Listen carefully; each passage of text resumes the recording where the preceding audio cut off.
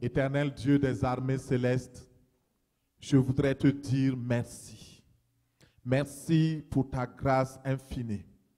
Merci parce que tu es là.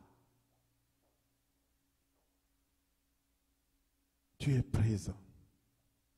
Tu es le Dieu capable. Tu t'appelles Je suis. Et nous voulons te dire merci. Nous nous souvenons de cette épreuve que Daniel a traversée dans la fosse aux lions. Et Seigneur, tu as fermé la gueule de ces lions dévoraces. Et ils n'ont pas touché ton enfant parce qu'il était sous l'abri du Très-Haut. Les compagnons de Daniel, Sadrach, Meshach et Abed-Nego, avaient eu confiance en toi. Ils ont défié le monde entier, la puissance du monde entier à l'époque. Ils voulaient adorer l'unique et le seul Dieu. Le seul Dieu qui a créé le ciel et la terre. Le seul Dieu qui était capable. Le roi furieux les a jetés dans la fournaise ardente. Et puisque la colère du roi était tellement violente, ils ont chauffé 7 fois la fournaise. Mais lorsque tes enfants, sous le sceau de la foi en l'Éternel Dieu, le Tout-Puissant, quand ils ont été jetés dans le feu, la parole de Dieu dit que ceux-là même qui les ont jetés dans le feu ont été exterminés, ils ont été tués par les flammes. Mais les justes, tes enfants, ceux sur qui ton nom est invoqué, Sadrach, Meshach et Abed-Nego, qui ont décidé de suivre Jéhovah, le Dieu très haut, le Dieu très élevé, le Dieu tout-puissant, l'Éternel des armées, le puissant guerrier, celui qui n'a jamais raté une seule bataille, le Dieu présent et terrible. Quand ils ont fait foi dans ce Dieu-là, même dans la fournaise ardente, la parole de Dieu déclare que même leurs caleçons n'ont pas été brûlés. Et plus encore, dans cette fournaise, le roi regardait, il voulait voir calciner ces gens qui ne se sont pas soumis à ces dieux. Mais quand il a regardé, au lieu de voir 3 personnes qui sont jetées dans la fournaise, il pouvait voir 4 personnes qui marchaient sans lien, qui marchaient dans la victoire, qui marchaient dans le triomphe, qui marchaient sous l'abri du Très-Haut, qui marchaient et qui n'avaient pas de peur, qui n'avaient pas de peine, qui n'avaient pas de maladie. Ils n'étaient pas touchés parce que ils étaient sous l'abri du Très-Haut. Ils pouvaient reposer à l'ombre du Tout-Puissant. Aujourd'hui encore, tu es le même hier, aujourd'hui et éternellement. Tu n'as pas changé et tu ne changeras pas. C'est pourquoi tu te lèves pour une personne maintenant qui m'écoute au nom de Jésus. Toi qui dis que tu traverses une épreuve comme la fournaise de l'adversité. Le Dieu, Jéhovah, celui qui a créé le ciel et la terre, il t'a dit, et il te dit ce matin, si tu traverses les océans, si tu traverses les eaux, je suis avec toi. Si tu traverses le feu, si tu es dans la flamme de la fournaise, Dieu dit, je suis avec toi. Ma houlette et mon bâton te rassurent. Je te rachète. Les fleuves ne te submergeront pas. La flamme ne te calcinera pas. Parce que celui qui t'a sauvé, s'appelle l'Éternel des armées. Il s'appelle Jésus-Christ de Nazareth. Il est l'alpha et il est l'oméga. Il est le commencement et la fin de toutes choses. Toute chose se soumet à sa seigneurie. C'est pourquoi ce matin, crois seulement. Tout est possible à celui qui croit. Reçois la consolation de l'Éternel Dieu. Reçois l'attouchement de ton Créateur. Que le Saint-Esprit de Dieu touche ta vie, touche ta famille, te protège, te garde, lui qui est présent. Alléluia. Qu'il apporte consolation, joie et assurance de protection sur ta vie ce matin. Au nom de Jésus, j'ai prié. Reçois la bénédiction de ton Père. Sois dans la joie, car la parole de Dieu que nous prêchons aujourd'hui est une parole d'espérance.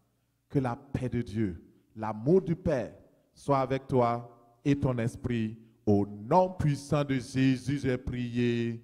Amen. Amen. Frères et sœurs en Jésus-Christ de Nazareth, merci d'être venus nombreux vous connecter en live pour écouter ce message. Le Seigneur est le Dieu fidèle. Nous sommes dans le mois d'avril. Depuis que l'année a commencé, nous n'avons cessé d'exhorter. Nous n'avons cessé d'interpeller pour dire simplement que les temps seront difficiles. Les défis seront nombreux. Mais au moment où les défis vont être encore plus nombreux, au moment où les situations vont encore se corser, quand, comme le diable a déployé ses mercenaires, il a déployé ses soldats pour détruire, au même moment, le Seigneur lève une armée nombreuse, une armée plus puissante qui redouble d'efforts, qui redouble de courage, qui redouble de perspicacité, qui redouble encore plus de courage. Et ce matin, tu fais partie des milices de Dieu. Tu es dans l'armée. Tu es engagé dans cette armée et tu prospères dans cette armée au nom de Jésus. Et comme c'est un nouveau mois, nous allons proclamer le thème de ce mois-là. Et mon frère, ma soeur, le Seigneur m'a mis à cœur de prêcher sur comment vivre sous l'abri protecteur du Très-Haut. Et toute chose concourt au bien de ceux qui aiment Dieu. Le Seigneur veut que nous apprenions à vivre sous l'abri protecteur du Dieu Très-Haut. Vivre sous l'abri protecteur du Dieu Très-Haut. Ce matin, nous faisons une introduction et nous lisons dans le livre de Jean 17, verset 12. C'est le Seigneur Jésus-Christ qui parle dans ce passage. Jean 17, à partir du verset 12. Jean 17, à partir du verset 12. Et c'est tellement important, mon frère, ma soeur, ouvre ta Bible avec moi. Nous allons pouvoir lire cela. Et comme on n'est pas ensemble, je laisse un peu de temps pour que tu puisses ouvrir ta Bible pour que nous puissions regarder ce que le Seigneur veut nous enseigner. Jean 17, verset 12. Je lis même à partir du verset 11. Je ne suis plus dans le monde et ils sont dans le monde. Je vais à toi, Père Saint. Garde en ton nom ce que tu m'as donné, afin qu'ils soient un comme nous. Lorsque j'étais avec eux dans le monde, je les gardais en ton nom.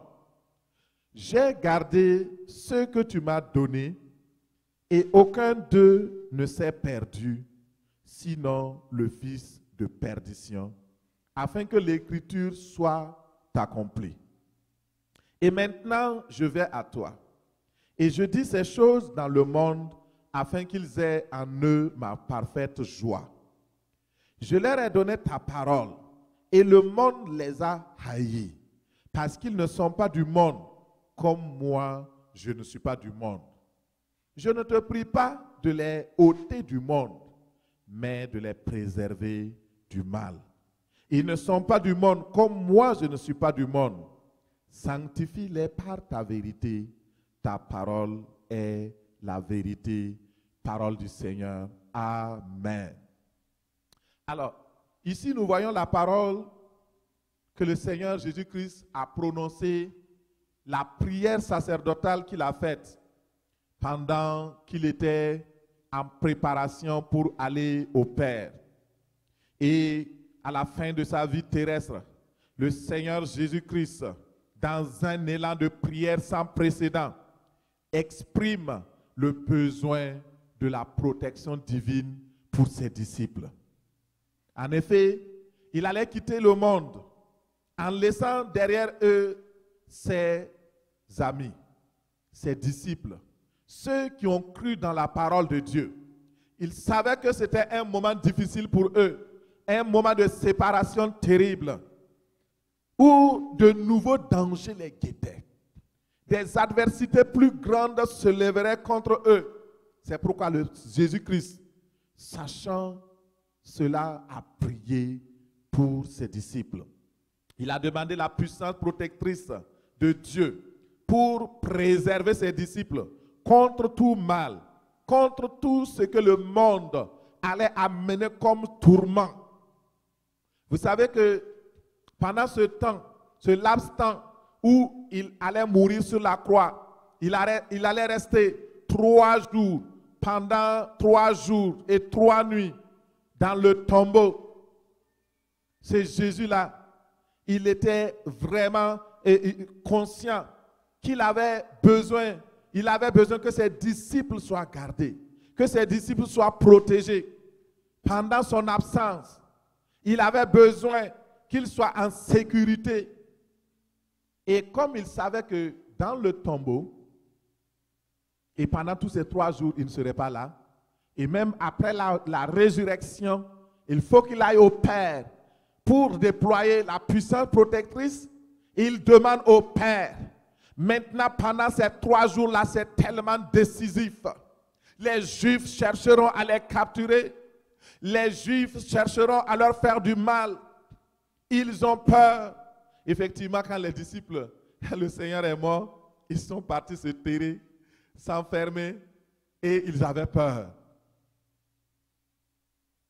Ils avaient besoin de la protection et de la sécurité de Dieu. Au verset 12, le Seigneur Jésus révèle un grand secret en disant, « Quand j'étais avec eux dans le monde, Père, c'est moi qui les gardais en ton nom. Je les gardais en ton nom. Ce que tu m'as donné, mes disciples fidèles, j'ai veillé sur chacun d'eux et aucun d'eux ne s'est perdu, sauf Judas Iscariote, le fils de la perdition. » Et je prie dans le nom de Jésus, qu'en cette période où la maladie frappe à gauche, à droite, devant, derrière, partout dans le monde, que tu sois préservé. Que aucun membre de l'Église, aucun membre de cette assemblée, aucun enfant de Dieu qui écoute maintenant ce message de victoire ne soit touché. Que le Seigneur préserve, que le Seigneur te garde, que le Seigneur te visite au nom puissant de Jésus. Éternel des armées, merci parce que tu es puissant. Merci parce que tu es là. Le Seigneur Jésus-Christ révèle ce secret. Il dit, j'ai passé 3 ans et demi avec mes disciples. Aucun n'est tombé malade. Dans la parole de Dieu, il est clairement dit que personne d'entre eux n'est tombé malade. Pierre n'est pas tombé malade. Jean n'est pas tombé malade. Il n'y a pas eu d'accident. Il n'y a pas eu d'incident. Aucun malheur. Parce que tous étaient sous la protection de Jésus. Le Seigneur les défendait. Il les protégeait. Il prenait soin d'eux. Et aucun d'eux ne tombait malade. Sa présence était une assurance et une protection contre le mal et ses ravages. Chaque fois que les Sadducéens, les pharisiens voulaient les accuser, Jésus les défendait. Et ces disciples-là ont vu la protection. Ici, le Seigneur Jésus nous parle clairement. Il dit qu'il gardait ses disciples et il prie pour la protection de ses disciples. C'est pourquoi, mon frère et ma soeur, il faut que pendant ces temps de tourment, pendant ces temps de détresse, tu apprennes à prier pour ta protection. Tu apprennes à prier pour la protection de ta famille. Tu apprennes à prier pour la protection de tes enfants. Tu apprennes à te mettre sous l'abri du Très-Haut. La différence entre les disciples du Christ et les gens de ce monde à l'époque, c'est que ces disciples avaient reçu la parole divine que Jésus leur a communiquée. Et à cause de leur foi, à cause du fait qu'ils croient dans le nom de Jésus, le monde les a pris en haine. Peut-être que tu es dans une situation où les gens t'ont pris en haine. La maladie t'a pris en haine. Il n'y a pas de demi-mesure, mon frère, ma soeur. Lorsque tu fais du Seigneur Jésus-Christ ton Seigneur et ton Sauveur, tu deviens automatiquement ennemi du monde. Mais la bonne nouvelle, c'est que tu deviens aussi ami de Dieu. Et quand on est ami de Dieu, Dieu protège ses amis, Dieu protège ses enfants, Dieu protège ceux qu'il aime et ceux qu'il aime. C'est pourquoi tu as pris la bonne décision de te séparer du monde, de te séparer de la corruption qui est dans le monde, parce que tu es sous l'abri du Très-Haut. Tous ceux qui ont quitté le système de ce monde ont besoin désormais de la protection divine. Dans le monde, tu te protégeais avec les amulettes, les ceintures blindées. Tu te protégeais grâce à la voyance, aux charlatans et autres affaires. Mais aujourd'hui, tu es devenu un enfant de Dieu. Alors, il faut que tu apprennes à être protégé par le Dieu très haut, par celui qui t'a aimé, par celui qui est au-dessus des sorciers, par celui qui est au-dessus de Satan, par celui qui est au-dessus du mal, par celui qui peut toutes choses. Il est capable. Alléluia. Il te préserve du mal. Le mal signifie ici autant le péché que le mal moral, le diable, ses agents, ses démons, ses maladies et toutes sortes d'adversités qui peuvent survenir sur la terre contre un enfant de Dieu. Tu as besoin de cette protection, mon frère. Tu as besoin de cette protection. Nous avons chanté « Mon surabri, c'est toi ». Et notre surabri, c'est lui. Chaque fois que nous avons peur, chaque fois tu peux t'appuyer sur lui, chaque fois tu peux réclamer cette protection, si du moins tu as accepté Jésus-Christ dans ta vie comme ton Seigneur et Sauveur personnel. Si le Seigneur Jésus-Christ a prié pour la protection de ses disciples, c'est parce qu'il sait qu'il existe une provision de la protection divine au ciel. Et je voudrais t'annoncer une bonne nouvelle. Il y a une provision. Alléluia. Une provision de protection divine au ciel. Dieu est capable de protéger les siens. Dieu est capable de protéger ses enfants. Et je remercie le Seigneur parce qu'il te protège. Il me protège. Il protège tes enfants. Il protège toute ta famille, tes bien-aimés. Il protège tes biens financiers, physiques, matériels. Il protège ton emploi parce qu'il est le Dieu qui t'aime et qui te dit, voici, je suis ton abri. Alors nous allons voir cette provision divine. Nous allons voir comment cela fonctionne. Donc le titre de notre premier message de ce mois, c'est la provision de la protection divine. La provision de la protection divine. Nous allons voir d'abord ce que c'est que l'abri du Très-Haut. Nous allons comprendre que c'est tellement important d'apprendre à demeurer sous l'abri du Très-Haut. L'abri protecteur. Actuellement, je suis dans une salle d'église. Et dans cette salle, s'il pleut dehors, à moins que je sorte, je n'entends même pas le bruit de la pluie. S'il neige dehors, je n'entends même pas, je ne sens pas, ça ne me touche pas, parce que je suis sous l'abri du toit de ce bâtiment-là. Le froid du dehors ne me frappe pas. Le soleil du dehors ne me tape pas. La lune du dehors ne me claire pas, ne me tape pas. Parce que je suis sous un abri. Je suis protégé contre tout ce qui se passe à l'extérieur. Il faut comprendre cela, mon frère et ma soeur. Et dans le psaume 91, verset 1, un psaume que beaucoup de personnes actuellement utilisent comme un psaume fétiche. Mon frère, sors de l'idolâtrie. La protection divine n'est pas, ce n'est pas comme la magie. Ce n'est pas de la magie. Écoute très bien, tu vas comprendre. Il y a une profondeur. Il y a une réalité. Il y a quelque chose de puissant dans ce psaume-là, psaume 91, verset 1. Celui qui demeure sous l'abri du Très-Haut repose à l'ombre du Tout-Puissant. Écoutez très bien. Toi qui m'écoutes, tu es une femme, tu es un homme. Il dit que si tu demeures sous le toit du Très-Haut, qui s'appelle l'abri du Très-Haut, c'est-à-dire le Dieu qui est élevé au-dessus de toutes choses. Le nom de Dieu qui est dit ici, c'est le Dieu élevé, le Dieu très très haut. Je ne sais pas si vous comprenez, Seigneur, éclaire-les. Je prie au nom de Jésus pour qu'ils voient que leur Dieu est élevé au-dessus de leurs problèmes. Leur Dieu est élevé au-dessus de leur situation. Leur Dieu, le Dieu que tu invoques, est élevé. Il s'appelle le Très-Haut. Au-dessus de toute calamité, de toute pandémie, de tout virus, il est élevé.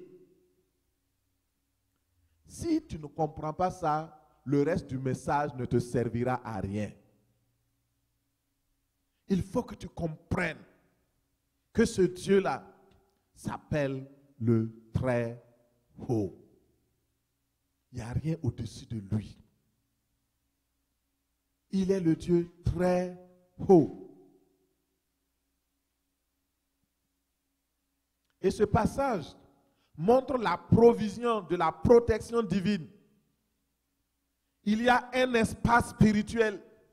Il y a un abri spirituel qui sert de retraite, qui sert de refuge, qui sert de forteresse, qui sert de protection pour chaque enfant de Dieu.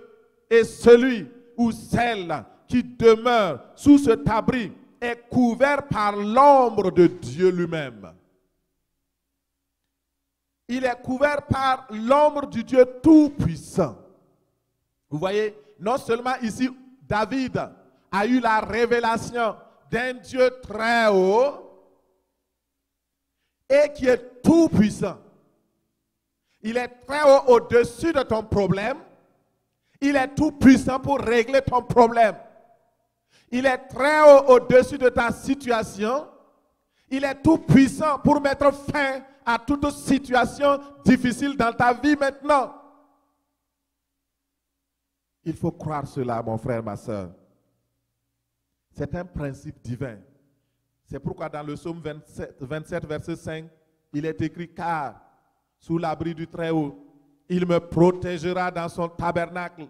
Il me protégera contre le malheur. Il me cachera sous l'abri de sa tente. Il m'élèvera sur son rocher. Alléluia. Quelle assurance. J'aime Dieu parce que quand il vient avec une simplicité. il vient avec douceur. Il te dit, je te protégerai, je te garderai, je te cacherai sous mon abri. Alléluia. Merci Seigneur, donne-nous d'apprendre cela. Nous allons voir rapidement les avantages, l'importance de vivre sous l'abri du Très-Haut. Mon frère, ma soeur, premièrement, quand nous regardons dans le psaume 91, la première chose qui vient rapidement lorsque nous sommes sous l'abri du Très-Haut, c'est le repos. Le repos. Aujourd'hui, vous voyez, avec le confinement, normalement, les gens devaient se réjouir parce qu'ils se reposent. Mais je vous assure, et je crois que toute personne sensée qui m'écoute me dira, pasteur, tu as raison. Je vous assure que les gens ne sont pas au repos.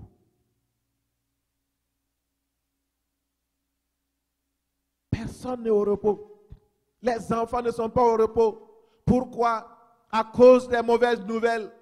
Les gens regardent à la télé, leur cerveau ne se repose pas, leur intelligence ne se repose pas, ils cherchent à gauche, à droite. Ah, qu'est-ce qui se passe? Aux États-Unis, on a dit que c'est combien de morts? Et là, on a dit qu'en Angleterre, qu'est-ce qui se passe à Sherbrooke? Ici, là, les gens ne sont pas au repos. La peur fait que les gens ne sont pas au repos. La bataille fait que les gens ne sont pas au repos.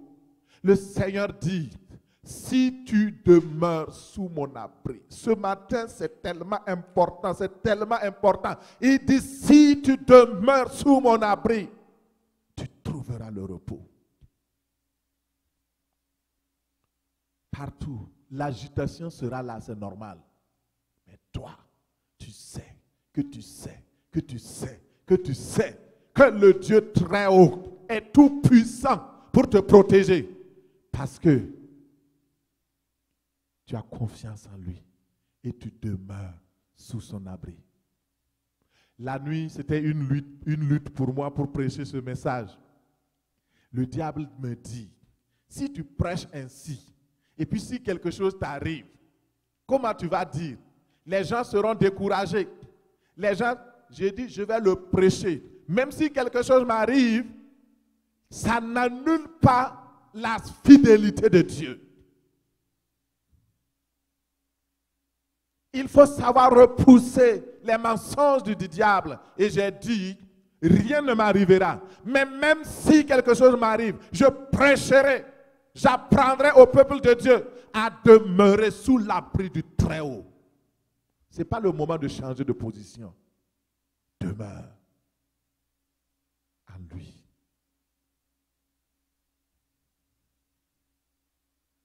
Demeure en lui. Tu trouveras le repos. Dans Matthieu 11, 28, il est écrit, venez à moi. Le Seigneur Jésus-Christ t'appelle. Il dit, viens à moi. Ce matin, si tu entends sa voix, n'endurcis pas ton cœur.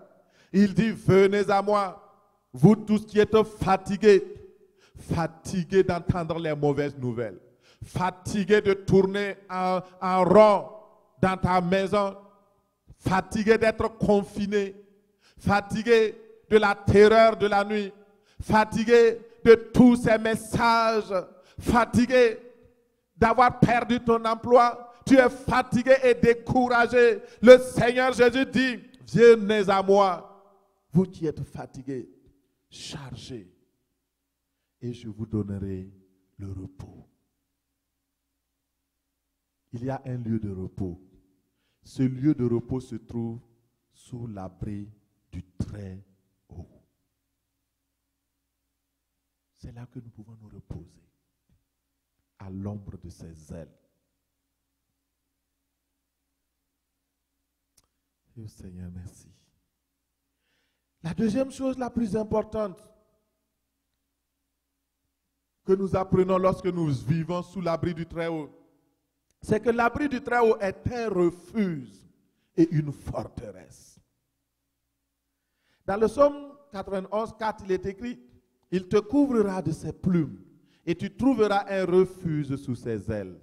Sa fidélité est un bouclier et une cuirasse. Le Seigneur se présente ici comme un puissant guerrier. Le Dieu tout-puissant qui combat pour toi, qui te couvre, qui te garde, qui te protège, qui te met en sécurité. Le Seigneur est un refuge contre la peur et les terreurs de la nuit. Le Seigneur est un refuge contre la flèche qui vole de jour. Le Seigneur est un refuge contre la peste qui marche dans les ténèbres. Le Seigneur est un refuge contre la contagion qui frappe en plein midi. Prends-le pour appui. Tu ne seras pas déçu. Apprends à demeurer simplement sous l'abri protecteur du Dieu très haut. La troisième chose que nous pouvons apprendre, c'est que l'abri du Très-Haut est une protection contre les dangers de mort en temps d'épidémie et de maladie. L'abri du Très-Haut est une sécurité garantie. Regardez, dans le monde, il y a beaucoup de personnes qui sont mortes du coronavirus, qui ont laissé des millions et des millions derrière eux dans les banques. À quoi sert leur argent pour eux? Vous me direz, aux autres, mais pour eux, rien.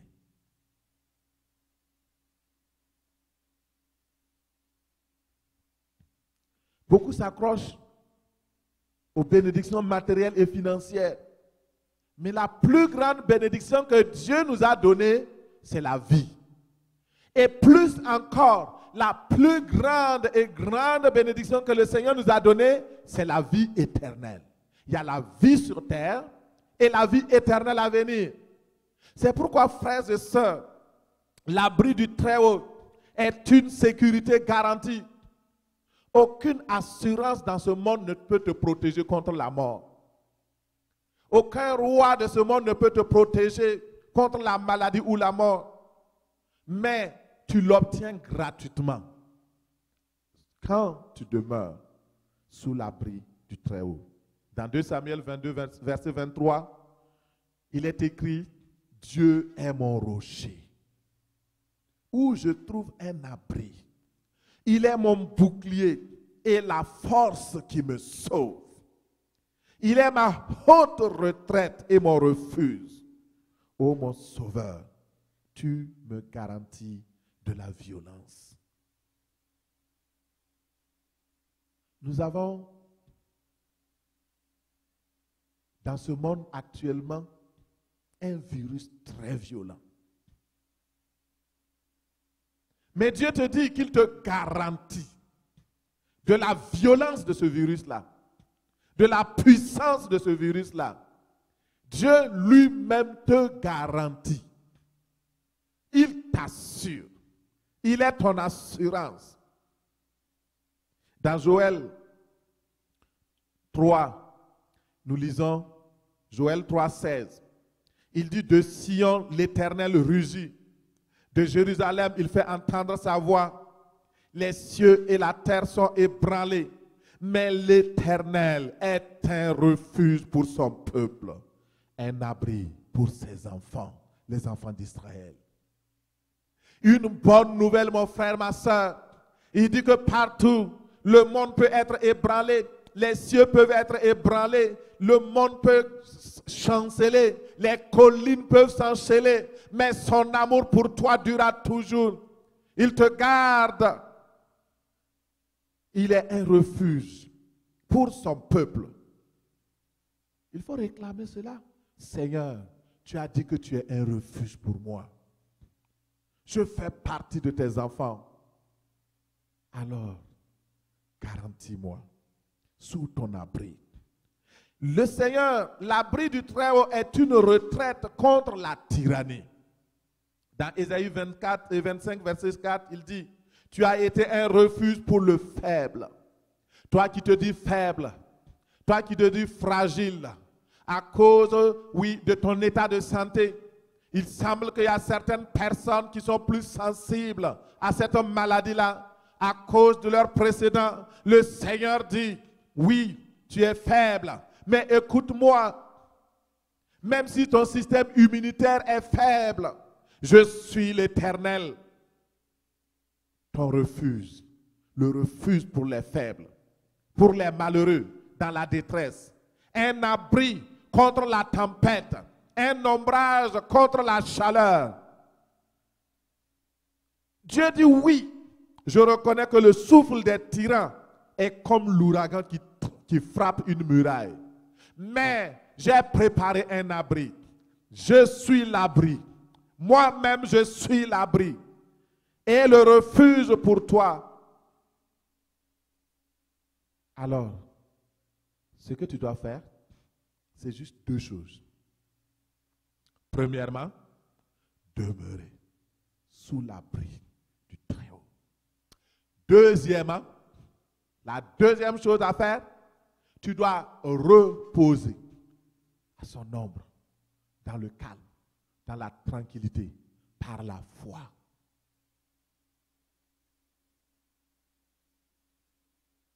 Le fait de demeurer est important. Si tu quittes l'abri, tu n'es plus sous la protection. Si tu n'as pas la foi, même si tu es dans l'abri, ça ne marchera pas. Il faut que tu aies la foi. De toute façon, c'est par la foi que tu es sous l'abri. C'est même contradictoire de dire que tu es sous l'abri et que tu n'as pas la foi.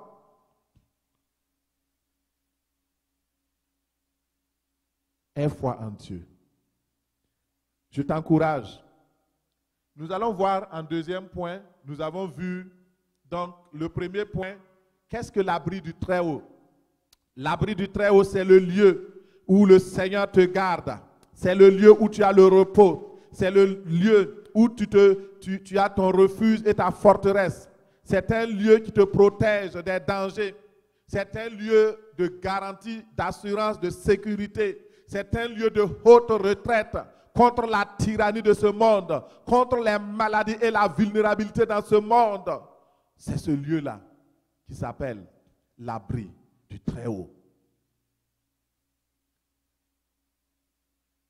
C'est là que nous pouvons être protégés. Nous allons voir plus en profondeur des exemples concrets avant de prier ce matin. Nous allons voir d'abord comment le Seigneur a déployé la protection divine sur le peuple d'Israël. Le déploiement de la protection divine sur Israël. Lisons dans la parole de Dieu, dans Exode 12. Nous voyons dans ce passage-là, Exode 12, je vais plus le commenter pour gagner plus de temps. Dans le livre de Exode 12, tu peux ouvrir pour suivre. Nous voyons un grand déploiement de la protection divine sur le peuple d'Israël. L'Éternel dit à Moïse et à Aaron dans le pays d'Égypte, il dit, ce mois-ci sera pour vous le premier des mois. Il sera pour vous le premier des mois de l'année. Parle à toute l'assemblée d'Israël et dit, le 10e jour de ce mois, on prendra un agneau pour chaque famille. Un agneau pour chaque maison. Si la maison est trop peu nombreuse, pour un agneau, on le prendra avec son plus proche voisin, selon le nombre des personnes. Vous compterez pour cet agneau d'après ce que chacun peut manger. Ce sera un agneau sans défaut, mâle, âgé d'1 an. Vous pourrez prendre un agneau ou un chevreau. Dieu leur dit, prenez le sang de l'agneau et mettez-en sur les 2 poteaux et sur le linteau de la porte des maisons où vous le mangerez. Et frères et sœurs, regardez une consigne.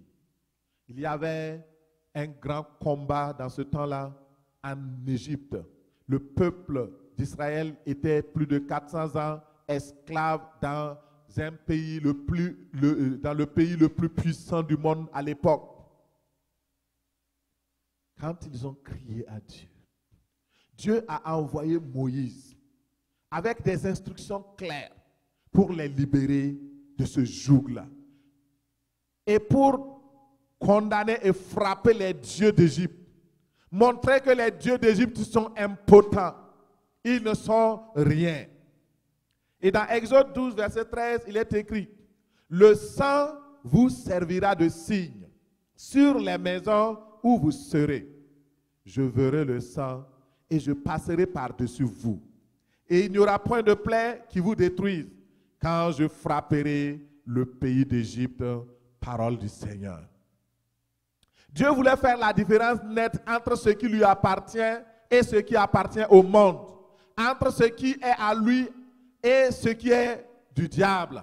Il voulait prendre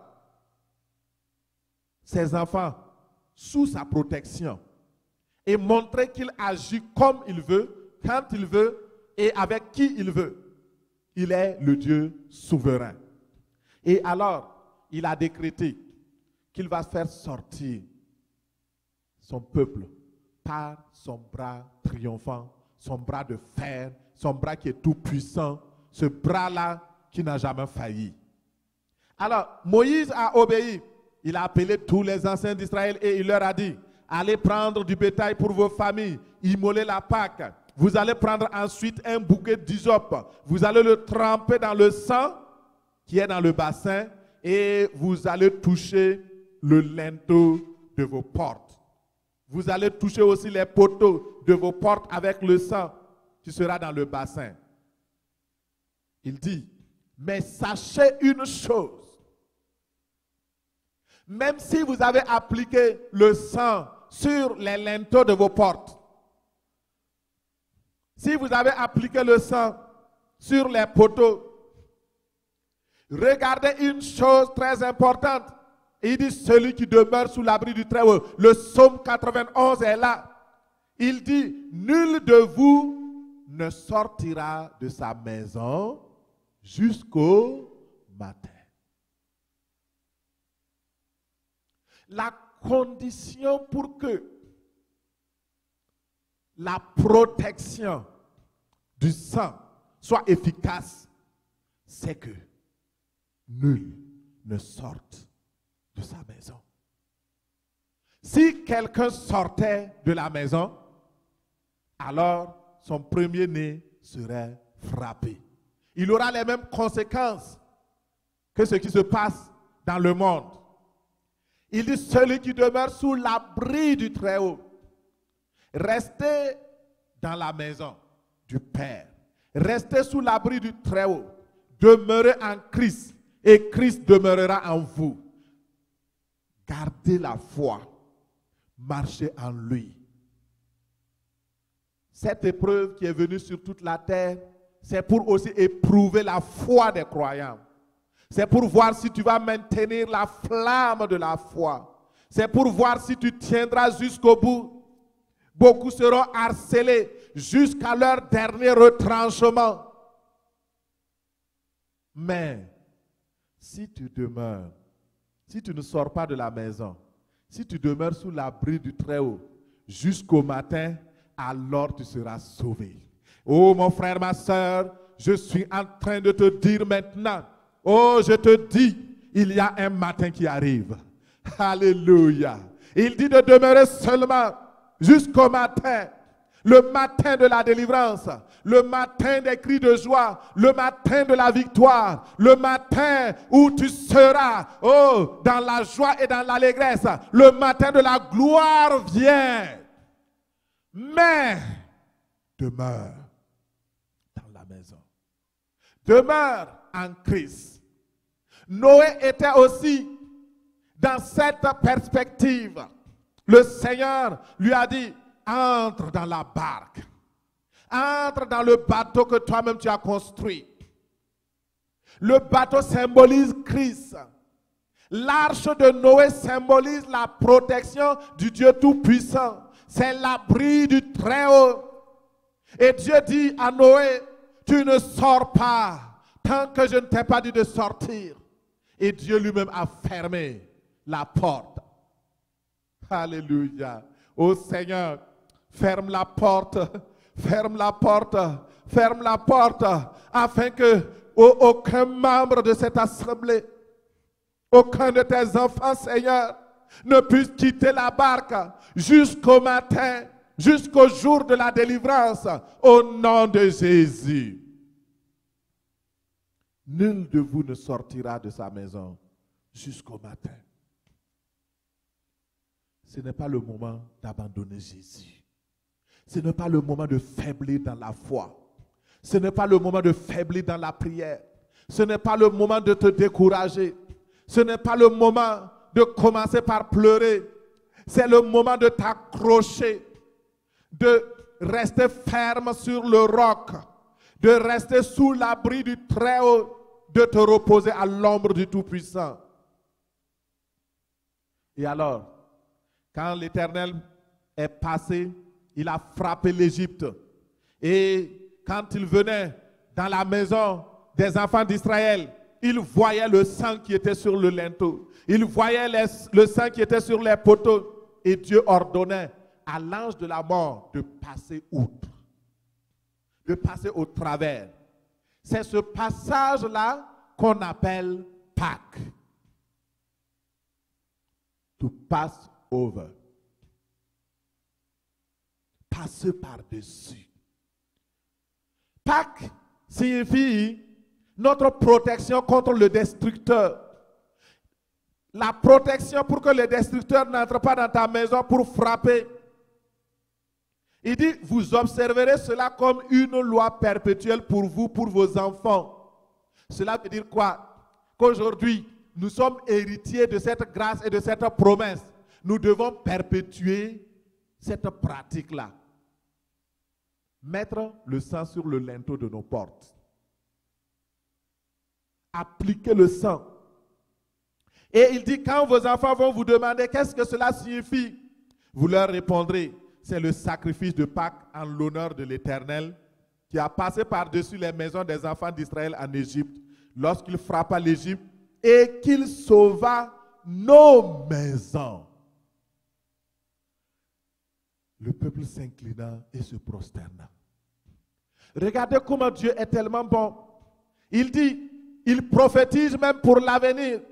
Il dit, ce que vous êtes en train de faire montre que vous allez réussir si vous demeurez dans vos maisons sous l'abri du Très-Haut. Mais non seulement pour vous, mais pour aussi vos enfants, vos descendants, tous ceux qui viendront après vous, qui croiront dans l'Éternel. Alors, ces personnes-là pourront aussi bénéficier de cette grâce de la protection, de cette provision de protection divine. Frères et sœurs en Christ, le peuple s'est prosterné. Ça veut dire quoi? Il a accepté. Il a cru. Israël a cru. Tous les enfants d'Israël, la nuit tombée, ils ont pris le sang de l'agneau immolé.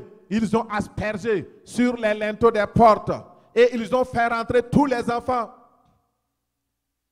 Même les enfants les plus turbulents qui voulaient sortir pour regarder qu'est-ce qu'il y a dehors, on les a attrapés pour les faire demeurer dans la maison parce que c'était le prix à payer pour être sauvé, pour être protégé, pour être délivré de tout ce qui va ravager dehors. Mon frère, ma soeur, je te pose maintenant la question. Si le sang d'un agneau animal, d'un chevreau animal, a pu protéger les enfants de Dieu contre l'ange de la mort et ses ravages, contre cette terrible mort des premiers-nés en Égypte, à plus forte raison, le sang de Jésus-Christ nous gardera-t-il du coronavirus et nous protégera et nous sortira d'affaires et nous donnera la liberté. C'est une question de foi. C'est une question de demeurer. C'est une question de vie ou de mort. Tu vas dire, ah, moi je ne suis pas habitué à ce type de message-là. Nous, on est habitué au type de message, Dieu est amour. Comme il est amour, il va nous garder. Mon frère, il y a un temps pour tout. Il y a un temps pour prêcher l'amour. Et d'ailleurs, ça, c'est un message d'amour. Il n'y a pas plus grand amour que de protéger ceux qu'on aime. Les enfants d'Israël pouvaient prétexter beaucoup de choses. Ah non, le sang, oh, c'est dégueulasse. Comme dirait quelqu'un. Les mots bizarres. Ah, ah.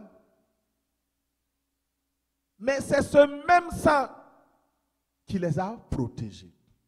Aujourd'hui, quand on dit d'appliquer le sang de Jésus, beaucoup disent, ah ça c'est du fétichisme. Mais mon frère, ma soeur, toi qui raisonnes dans ce sens-là, tu es dans l'ignorance. Parce que le Seigneur a dit de perpétuer cette pratique dans la génération future. Nous sommes dans les derniers temps, mais nous sommes dans la génération de la promesse. C'est pourquoi nous devons savoir que sous le sang de Jésus, vous avez une protection assurée. Une protection plus puissante que la protection qui prévalait lorsque les enfants d'Israël étaient en Égypte. Une protection meilleure, de meilleure qualité. Parce que ce n'est plus par le sang des taureaux, le sang des boucs, le sang des agneaux, le sang des taureaux, mais c'est le sang de Jésus. Le sang unique, le sang précieux de Jésus. Ce sang est sans tache, ni ride. Il n'y a aucun défaut en ce sang-là. Il est puissant pour te protéger. C'est pourquoi dans Exode 11, verset 7, il dit, je vais lire pour vous, Exode 11, verset 7, nous avons une protection assurée. Lorsque l'ange de la mort est passé, l'ange de la mort a frappé les enfants d'Israël et d'Égypte plutôt. Tous les Égyptiens, depuis Pharaon assis sur son trône, jusqu'au prisonnier dans sa prison, dans son confinement, tous ont éprouvé des malheurs. Leur premier-né est mort. Mais regardez, regardez, regardez pour le peuple de Dieu. Alléluia. Seigneur Jésus, oh, ouvre leurs yeux pour qu'ils voient. Dieu n'a pas préservé les prisonniers parce qu'ils étaient prisonniers. Il y avait des gens qui étaient pauvres en Égypte. Il ne les a pas gardés. Il y avait des gens qui étaient mendiants en Égypte. Il ne les a pas gardés. Tous ont bu la coupe de la colère de Dieu. Mais, au verset 7, mais parmi tous les enfants d'Israël, depuis les hommes jusqu'aux animaux, pas même un chien ne remua sa langue, afin que vous chassiez quelle différence l'Éternel fait entre l'Égypte et Israël. Oh,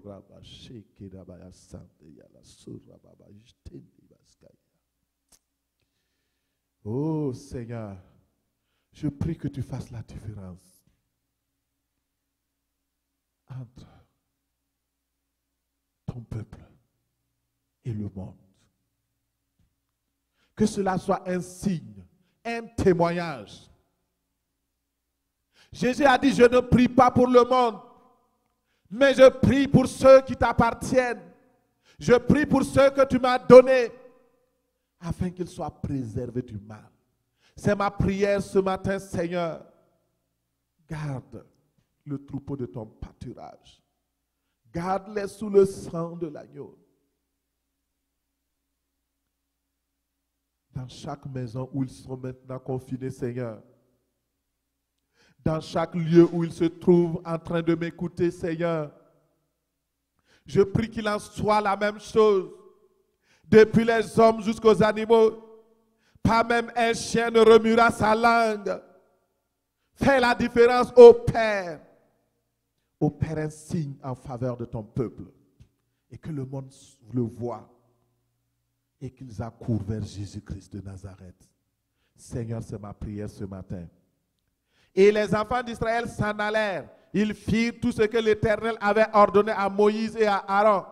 Ils firent ainsi.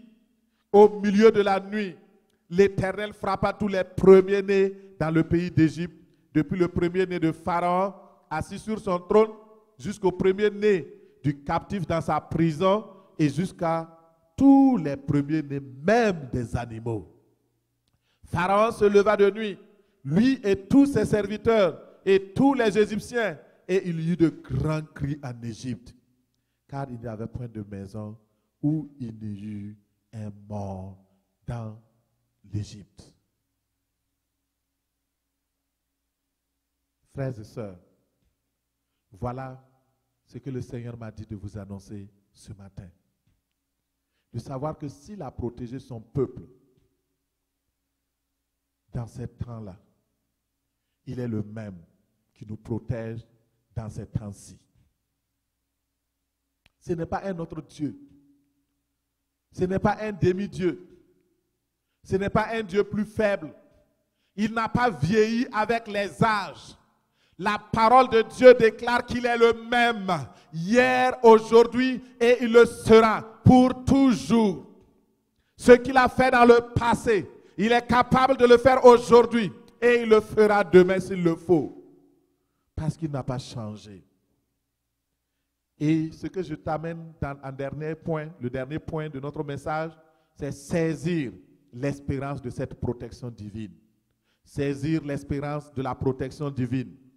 Dans Hébreux 6, verset 17, la parole de Dieu déclare: c'est pourquoi Dieu, voulant montrer avec plus d'évidence aux héritiers de la promesse l'immutabilité de sa résolution, intervint par un serment afin que par deux choses immuables, dans lesquelles il est impossible que Dieu mente, nous trouvions un puissant encouragement. Nous, dont le seul refuge a été de saisir l'espérance qui nous a été proposée. Cette espérance, nous la possédons comme une ancre de l'âme, sûre, solide, elle pénètre au-delà du voile, là où Jésus est entré pour nous comme précurseur, ayant été fait souverain sacrificateur pour toujours, selon l'ordre de Melchisédek. Parole du Seigneur. La parole de Dieu nous montre dans Hébreux 6, 17 que la protection de Dieu est pour tous ses enfants, pour tous ceux qui le cherchent. Mais sa force et sa colère sont contre tous ceux qui l'abandonnent. Je reprends cela pour que cela entre bien dans ton oreille. Ce n'est pas parce que tu appartiens à une église que le Seigneur va t'épargner. Ce n'est pas parce que tu pries avec un pasteur que tu seras épargné. Ce n'est pas parce que tu as ton nom dans le registre d'une congrégation que le malheur ne va pas t'arriver. Non, c'est parce que la protection de Dieu est pour ses enfants. Et si tu es un enfant de Dieu, si tu es une fille de Dieu, un fils de Dieu, un disciple du Christ, la protection de Dieu est pour toi. Et pour tous ceux qui le cherchent. Alors, la balle est dans ton camp. C'est à toi de saisir cette espérance-là. L'apôtre Paul nous dit que le seul refuge pour nous, c'est de saisir cette espérance.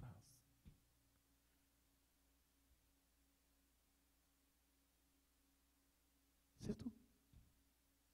On n'a pas le choix.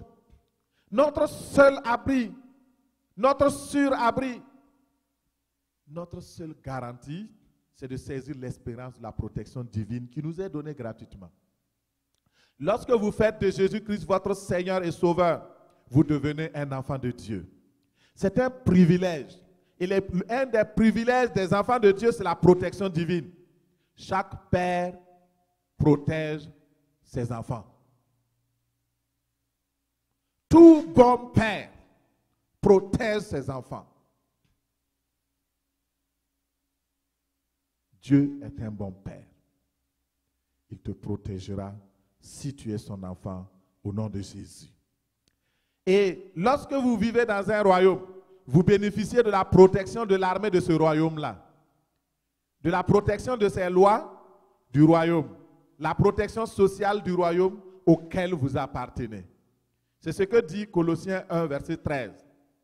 Il dit, Dieu nous a délivrés de la puissance des ténèbres et nous a transportés dans le royaume du Fils de son amour, en qui nous avons la rédemption et la rémission des péchés. Nous sommes maintenant dans un autre royaume. C'est vrai que nous sommes dans le monde. Comme Jésus a prié, il dit, ils sont dans ce monde, mais je te prie de les préserver du monde, de les préserver du mal. Et quand tu es dans le monde, malgré le fait que tu sois dans le monde, en tant qu'enfant de Dieu, tu appartiens à un autre royaume. Ainsi donc, nous ne sommes plus étrangers, mais les gens de la maison de Dieu. Nous sommes désormais citoyens du royaume de Dieu. Alors, nous pouvons maintenant bénéficier de la protection du roi du royaume, bénéficier de la protection de son armée, de la protection de ses lois, de la protection sociale, de la couverture spirituelle, financière, matérielle, etc. Vous pouvez revendiquer ces choses. Cette protection est visible surtout par les agents des ténèbres. Je prends l'exemple de Job. Job était un enfant de Dieu. Et avant d'introduire Job, je voudrais dire que la protection de Dieu est pour son peuple. La protection de Dieu est aussi pour des groupes. La protection de Dieu est aussi pour des individus. Et nous voyons le cas de Job. Satan est venu voir Dieu et a revendiqué la vie de Job. Et voici ce qu'il dit, un secret que nous découvrons. Ne l'as-tu pas protégé, lui, sa maison, et tout ce qui est à lui? Tu as béni l'œuvre de ses mains, et ses troupeaux couvrent le pays. Dans la traduction New Letter Translator, nous voyons qu'il est dit que tu as fait une haie vive autour de lui. Tu as construit un rempart autour de lui et tu l'as protégé. Non seulement Job, mais aussi toute sa maison.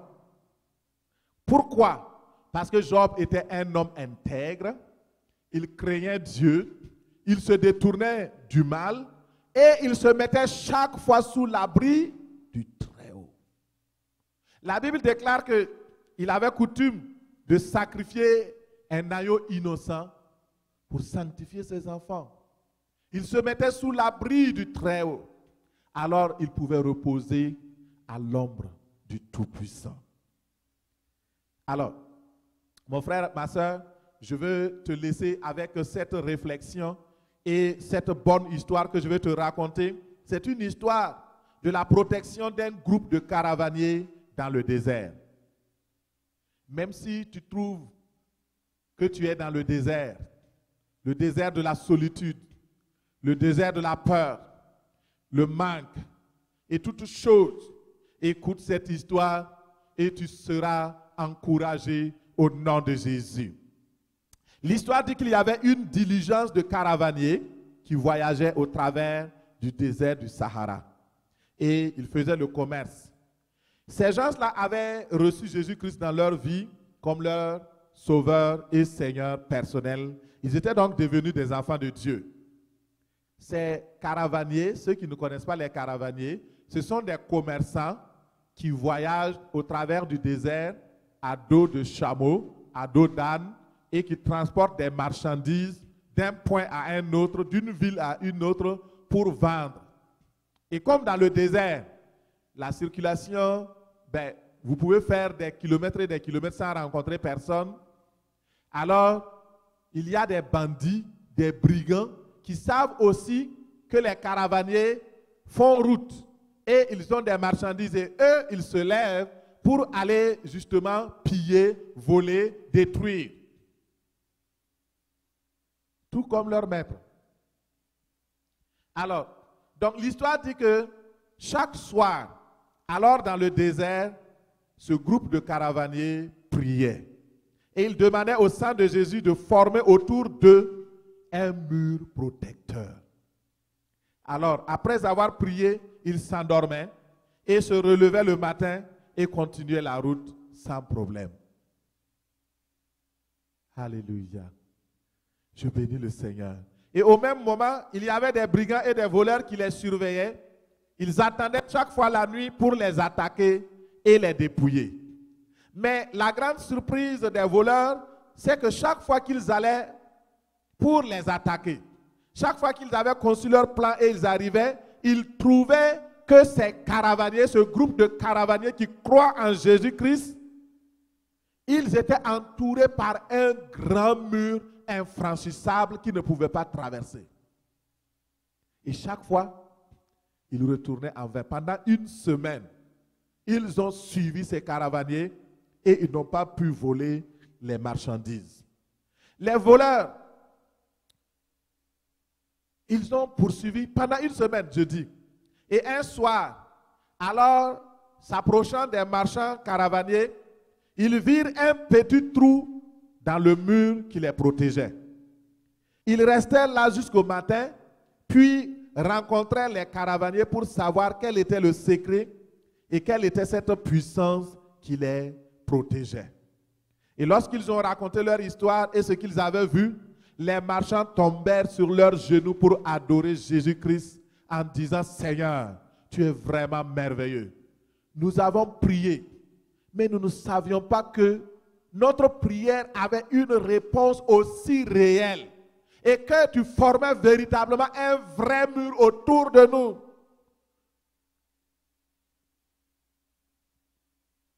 Puis, ils ont raconté aux brigands, aux voleurs, qu'ils étaient des disciples du Seigneur et que chaque soir, ils prient d'abord.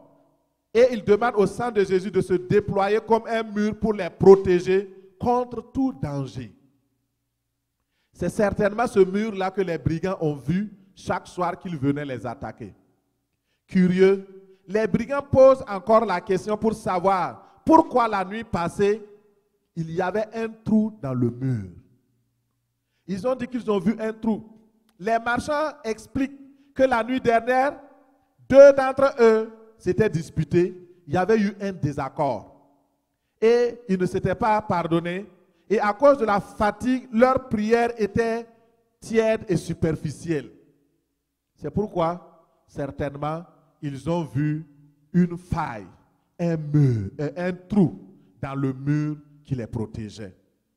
Alors, en écoutant ces paroles, les voleurs tombèrent sur leur face et ils ont reçu Jésus-Christ comme leur sauveur et Seigneur personnel. Ils décidèrent de suivre Jésus-Christ et d'abandonner la pratique du mal. Et nos frères, les caravaniers, ont découvert la puissance du sang de Jésus. Ils se sont repentis parce que la leçon que nous tirons ici, c'est que le sang de Jésus-Christ va fonctionner, l'abri du Très-Haut va fonctionner tant que nous demeurons sous l'abri. Demeurer sous l'abri, c'est quoi? C'est demeurer dans une vie sainte, une vie consacrée, dans la crainte de Dieu, en nous détournant du mal, en nous pardonnant les uns les autres, comme Christ nous a pardonnés.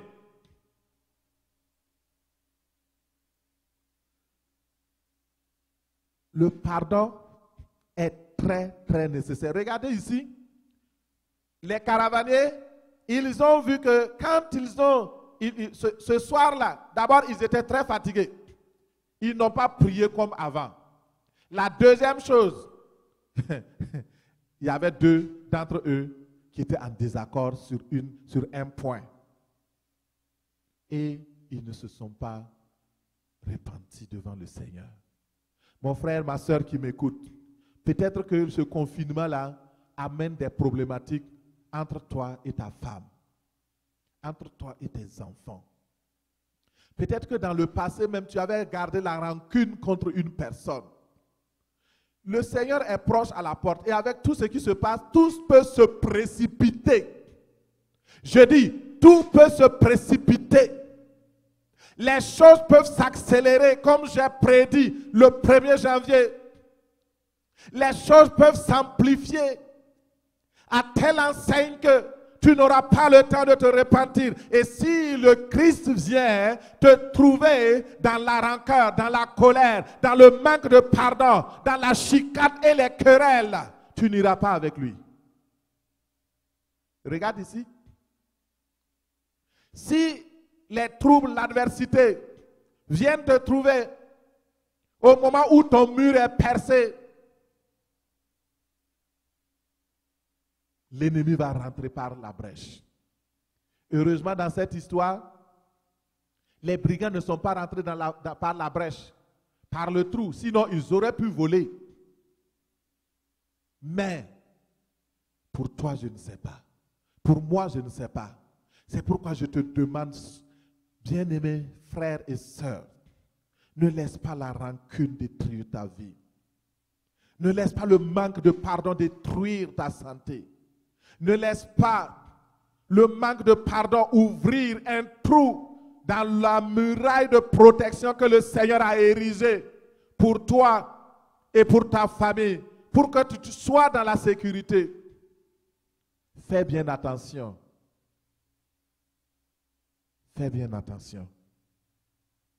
Sous l'abri du Très-Haut, nous sommes fortifiés à tous égards par sa puissance glorieuse. Et voici, je veux simplement t'encourager à demeurer sous cet abri-là, à demeurer sous cette protection qui est assurée. Il n'y a pas d'autre chose. La véritable protection se trouve sous le sang de Jésus. La véritable protection. Le sang des taureaux, le sang des boucs ont pu protéger le peuple de Dieu. À combien plus forte raison le sang de Jésus-Christ, qui, par un esprit éternel, s'est offert lui-même sans tache à Dieu, te protégera-t-il des dangers, de la peste et de ses ravages?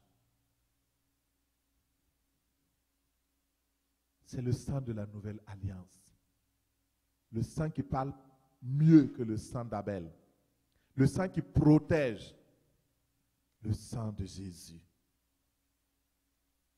Et tu peux te lever, mon frère, ma soeur, et nous allons prier. Et toi qui m'écoutes, pour bénéficier de cette protection dont j'ai parlé, il faut croire que Jésus-Christ est venu dans ce monde, qu'il a versé son sang pour chacun de nous, et que le sang de Jésus-Christ est puissant pour nous pardonner le péché, pour donner la vie à nos corps mortels, pour maintenir notre relation d'intimité avec le Christ, nous donner l'assurance d'aller au ciel, nous protéger et nous donner la victoire.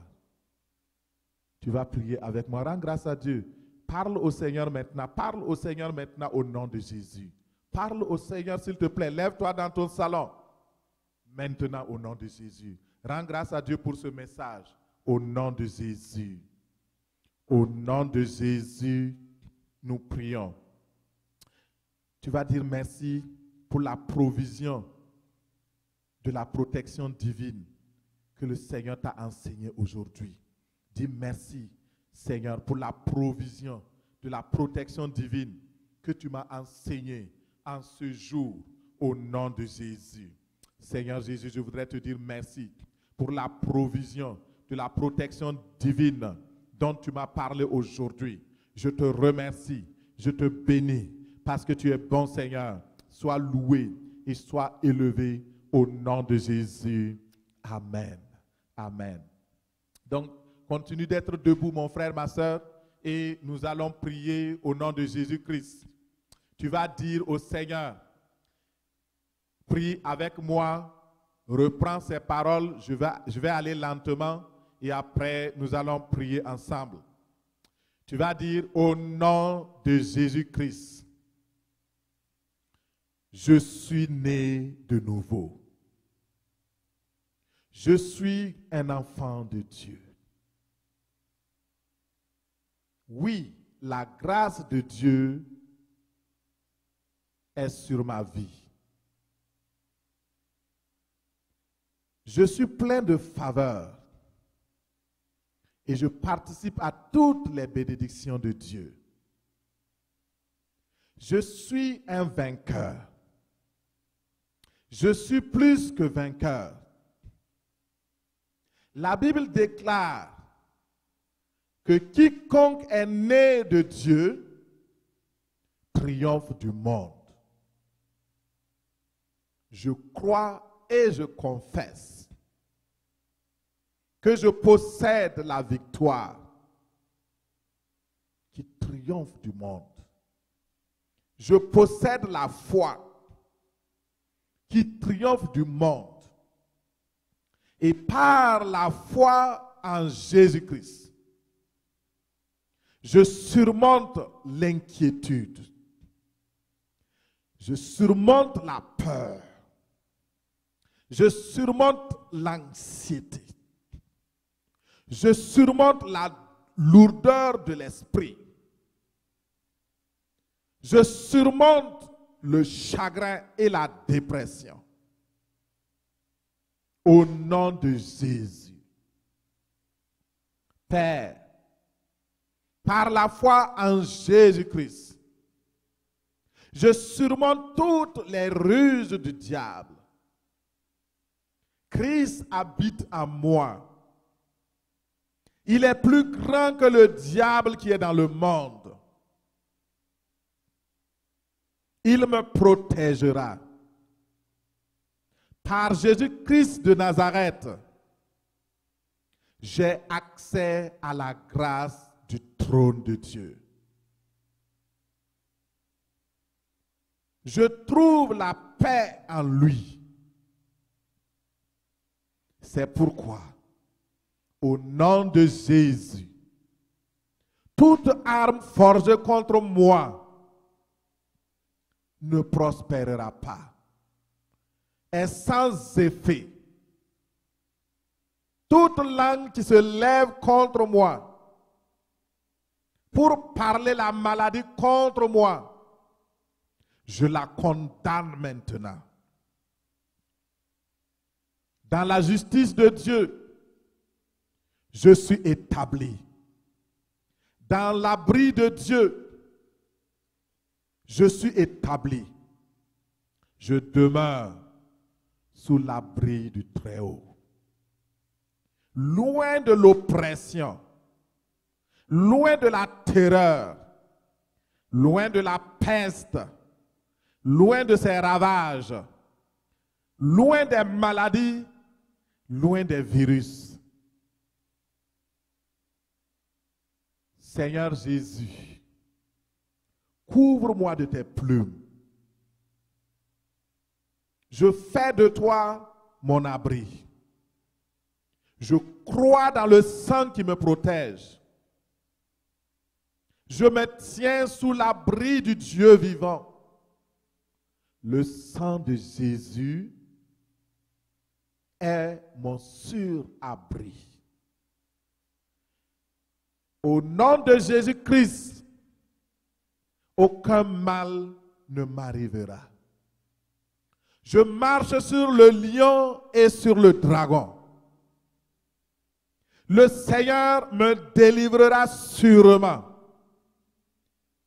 de toute mauvaise œuvre.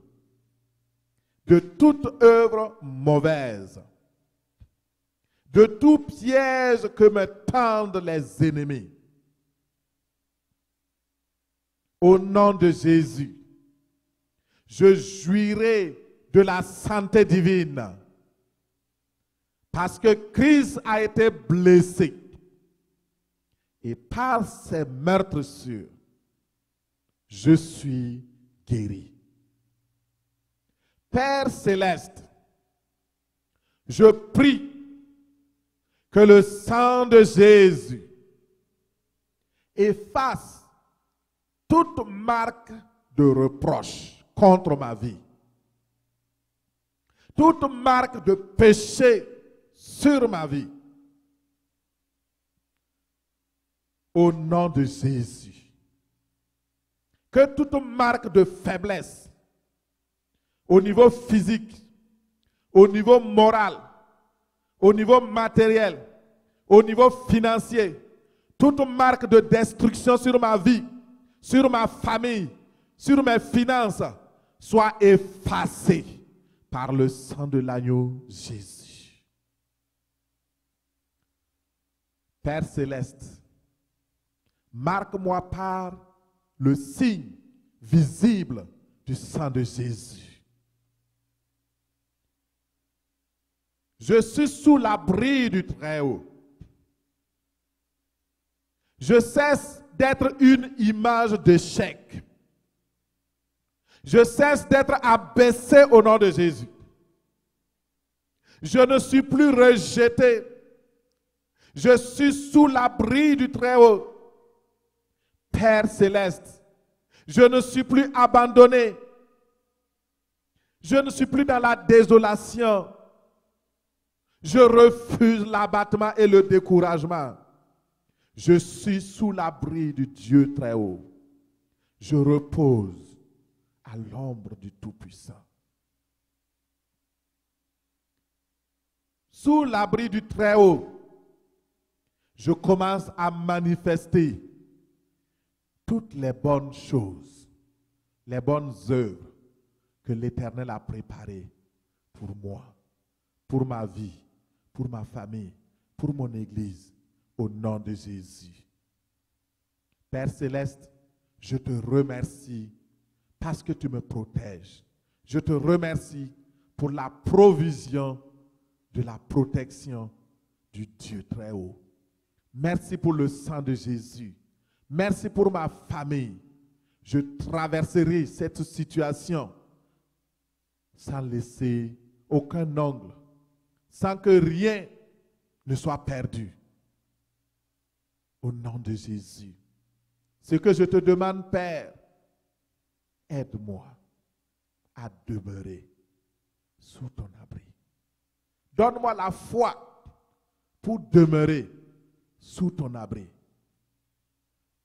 Donne-moi le courage de pardonner, de réparer, de ne pas laisser une brèche, un trou dans la muraille de protection que tu mets sur moi, sur ma famille, au nom de Jésus.